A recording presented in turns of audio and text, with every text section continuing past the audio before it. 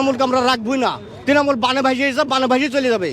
তৃণমূল হচ্ছে গরু চোর ছাগল চোর। একটা ঘর দিলে 30,000 টাকা, 30,000 টাকা লিছে, টাকা না দিলে দ্বিতীয় লটে টাকা ঢুকাচ্ছে না। এই যে তৃণমূলের অবস্থা। মমতা ব্যানার্জি পশ্চিমবঙ্গের যে মুসলমানদের পুরো দুর্নীতি করেছে এবং মুসলমানকে যে ঠকিছে, কোনো সরকার আজ পর্যন্ত পশ্চিমবঙ্গের কোনো মুখ্যমন্ত্রী এরকম অকাজ করতে পারেনি। আজকে আমাদেরকে মুসলমানদেরকে যে ওয়াকাফ বিল, আমাদের কবরস্থান, সমস্ত সম্পত্তি লুটপাট করে তৃণমূলের এরা গোরস্থানকে মদের কারখানা তৈরি করছে। তার জন্য মোস্তাফিজুর রহমানকে চাই এবং মোস্তাফিজুর রহমান ব্যাপক ভোটে পাশ করবে এবং জলঙ্গি ইয়ানুস সরকার অনেক ভোটে, বিপুল ভোটে পাশ করবে। সিপিএমকে চাওয়ার কারণ কি? তৃণমূলের দুর্নীতি।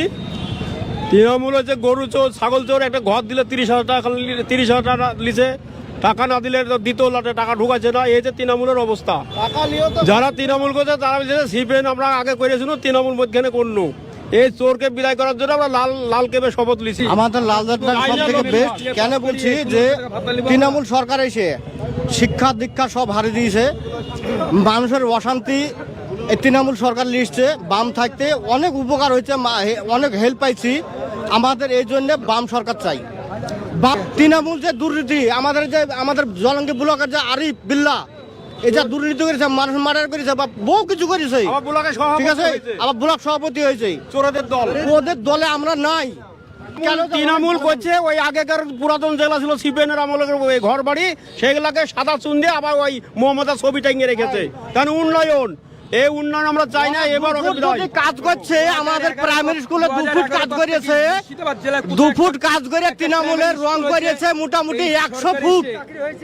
2 ফুট কাজ করেছে, একটি পাঁচিল ভেঙে গেছিল, তাই ওরা 100 ফুট কাজ করে রং করে ছেড়ে দিয়েছে যে আমরা এটা তৃণমূলের স্কুল। কিন্তু স্কুলে মাস্টার নাই, একটা মাস্টার আছে আমাদের প্রাইমারি স্কুলে। দুর্নীতির বিরুদ্ধে আপনাদের প্রতিবাদ? অবশ্যই প্রতিবাদ আছে। আমরা প্রতিবাদ করছি বা করব। আর বিগত দিনে করছি কেন যে আমরা সিপিএমকে ভোট দেবো, তৃণমূলকে আমরা রাখবই না। তৃণমূল বানে ভাসিয়ে চলে যাবে। যারা এর আগে সিপিএম করতো তারাই তো আবার তৃণমূল করছে বলে দাবি করেন? না, করছে না। কয়েকটা করতে পারে, হয়তো কয়েকটা যেতে পারে, সেটা আলাদা ব্যাপার। ওটা স্বার্থপর।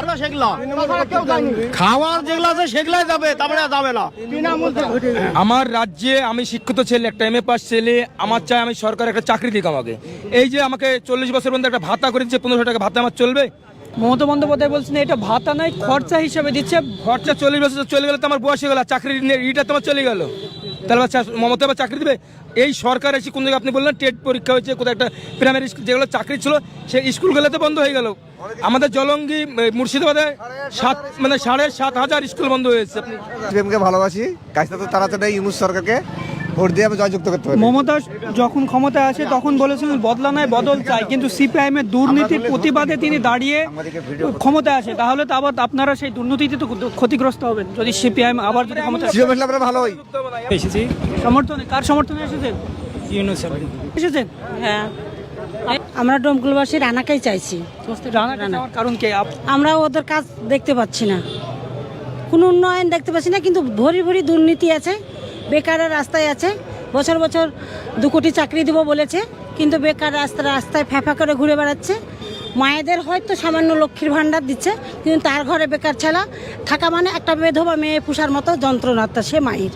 সেই জন্যে আমাদের মহিলারা সমর্থন করছি যে আমাদের বামফ্রন্ট মনোনীত যে প্রার্থী মুস্তাফিজুর রানা, সে অনায়াসে আমাদের 100% গ্যারান্টি আছে যে পাশ করবে। এত দুর্নীতি, স্বাস্থ্য হসপিটালে ভালো চিকিৎসা নেই, শুধু প্রতিশ্রুতির বন্যে বয়ে যাচ্ছে।